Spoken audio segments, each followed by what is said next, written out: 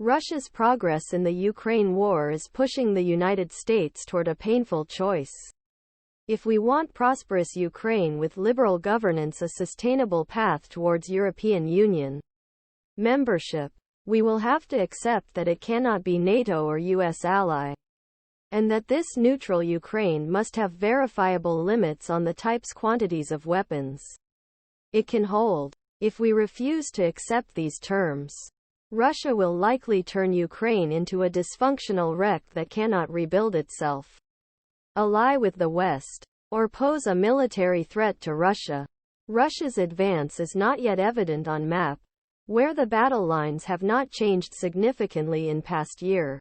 The Ukrainian counteroffensive failed to break the Russian defenses, and Russia did not significantly push Ukrainian forces westward. An observer comparing territorial holdings in January 2023 with January 2024 could reasonably conclude that the war has become a stalemate. But this picture is misleading. It is almost certain that the Kremlin is not seeking such a breakthrough. At least for now. There is a shortage of artillery shells in Ukraine, and the United States and Europe cannot produce new shells fast enough to meet Ukraine's needs. It is quite true that ending U.S. aid to Kiev would lead to the rapid collapse of Ukraine, as the Biden administration has warned.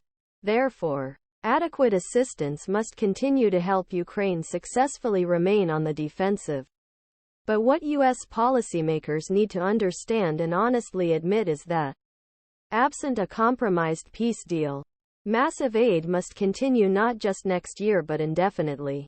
There is little realistic chance that the West will be able to outlast Russia and force it to accept peace on Ukrainian terms. The debate in Congress over aid to Ukraine reflects these realities, and is unlikely to abate.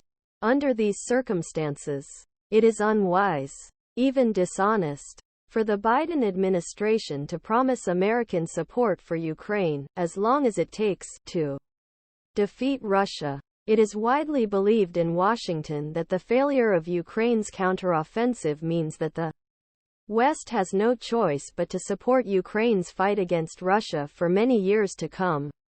Seeking compromise with Moscow is seen not only as undesirable but also as futile. Since we have no alternatives, we must follow the current course, hoping that time will improve Ukraine's position. But time is not on Ukraine's side, neither militarily nor economically, and thus Ukraine's position in future negotiations could be much worse than now. Russia's population is at least 4 times that of Ukraine, and its GDP is 14 times that. The Russian military is much better led and more tactically adept than it was at start of the war, and Western sanctions show no signs of crippling Russian economy, which is increasingly preparing for war. And no matter what Brussels says, as long as war continues, it is extremely unlikely that Ukraine will be able to develop economically and begin the extremely difficult process